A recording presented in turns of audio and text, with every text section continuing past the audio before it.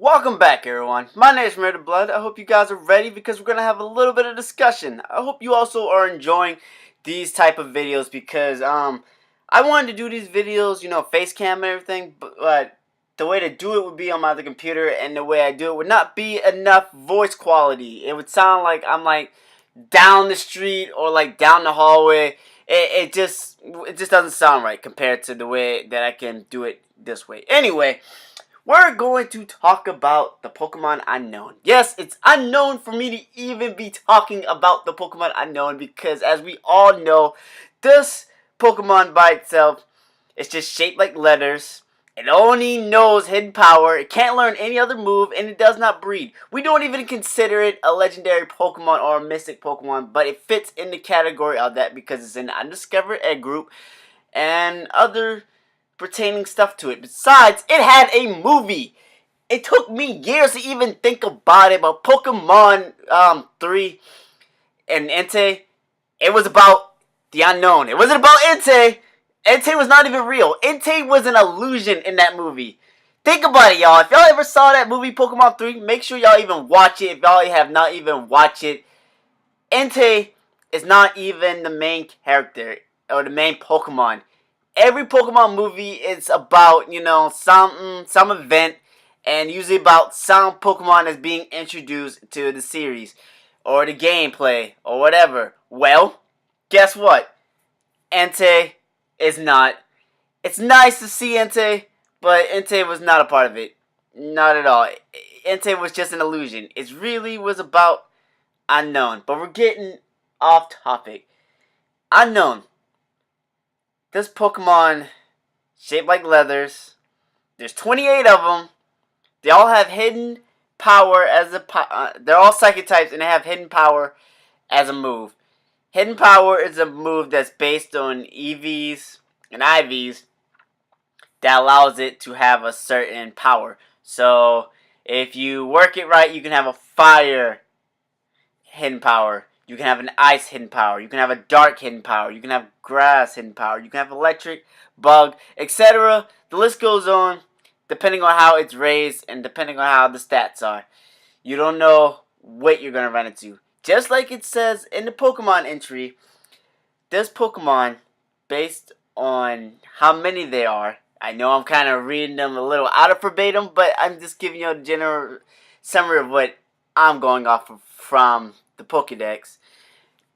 The number of them based on various powers that they have. Other than that, when there's more of them, more of their powers emerge. But like I'm saying, I'm getting off topic. The main thing I want to talk about is, don't you feel like Unown could have been a little bit more than what it offered? No, I'm not expecting Unown to be the super powerful Pokemon. What I was expecting for it to bring a little bit more. The fact of you collecting them all, because as y'all should know, in Pokemon Crystal, Silver, and Gold, if you collect all of them, or you collect a couple of them, you start getting a Unown Pokedex for all of them. And it doesn't go on by which one's first or which one's last. It goes on by the ones that you catch. So each one you catch, it just fills up that Pokedex in itself. But the thing about it is, Unown communicates, has the power to communicate with humans and animals. Pokemon, just like in an episode of Pokemon where Ash was trying to help the Larvitar, and the Unown helped the Larvitar be able to say its feelings. I think it used telepathy. Either way, the point is, Unown bridges gaps to certain things, helps Pokemon and people communicate in certain areas, especially when it comes to feelings. But other than that, don't you feel like if you collected all of them, you could have maybe got something out of it? Or some other Pokemon could have come out of somewhere?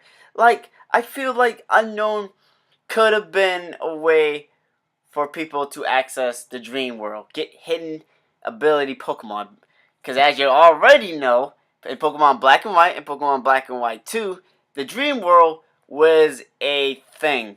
It was a system where you hooked up your 3DS to the internet along with your Pokemon account, because you had to have a Pokemon account. But Pokemon account could have been used for other things other than just accessing the dream world. If you were also a competitive battler, that's how you register your 3DS and all that good stuff. Anyway, getting off topic once again. Don't you feel like it could have been a way for you to access the dream world in some way?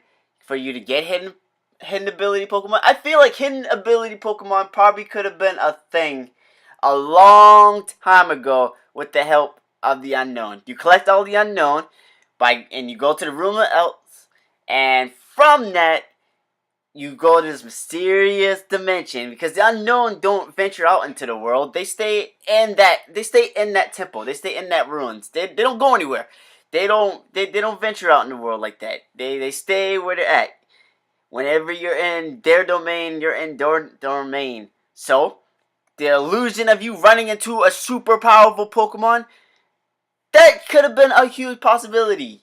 You collect all the Unown. You venture into the ruins, and from there, when you run around in the cave, you run into unbelievably strong Pokemon that you thought that you can't just run into the wild.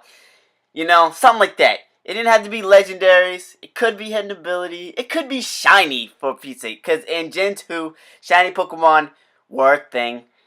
But just like in Gen 1. But, you know, it was a little bit harder in Gen 1 for you to figure out if a Pokemon was shiny or not compared to Gen 2. But at the same time, the Unown could have opened a lot of doors to a lot of things that we got now in Pokemon. We got hidden ability Pokemon. We got Pokemon that are a little bit stronger than the other Pokemon, because you know, good stats and all that good stuff. Also, when in Pokemon Diamond and Pearl, if you collect all of the Unown and you talk to the one guy in the one village, will put that in link in the description. I don't remember. I think it's after you get the 5th gym badge. And if you're doing contest badges and stuff like that, or you're doing competitions, you can put symbols on your Pokeballs, and it creates an effect and all that stuff. Y'all probably know more than that than I do, but I just know if you collect all of them, the guy will give you he'll give you those stickers to put on your Pokeballs to give your Pokeball a cool effect. There's also more to that than just that as well. There's also specific tasks you can do, and he'll give you those. But mainly, I know when you collected all the Unown and you talk to him, he would give you stickers to put on your Pokeball. Yeah, I feel like if we gotta wrap this video up, the Unown could have bridged a gap between Dream World Pokemon, stronger Pokemon than we normally can get. Maybe a legendary that we don't even know about if you collect all of it. Also, shinies. Maybe there's a higher chance for you to collect shinies in there, because it's the illusion that when these Pokemon are together, when one or more Unown are together, they create stronger powers. The powers are stronger. I don't know why I'm having such a hard time talking about. We're not editing any of that crap. I'm just giving you the raw of how I feel towards the topic. But I feel like the Unown could have brought a lot of things that we got now in Pokemon through the later generations earlier than what it was. Because as y'all should know, Celebi was not a thing to be caught in the American version outside of the Japanese version of Pokemon Crystal and Gold and Silver and all that. Because Goldenrod City was not the same in the Japanese version to the American version. Also, there was complications. The GS Ball, remember that? Well, that was one of the things. And I think I made a video on that as well. I think I'll have an annotation to that as well if you want to go to that. But this topic, it's just a part 1.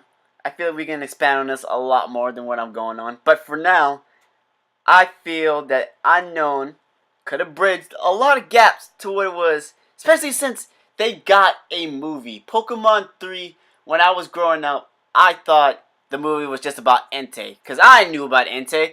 That was still 2nd generation during the time. Ash and them were riding around the Johto region. I didn't know anything about the legendary Pokemons. I see a Suicune, but I didn't know that was a Suicune. I would see a Raikou, I didn't know that was Raikou, and the same thing for Entei. And when the movie came out, I thought the movie was just about Entei.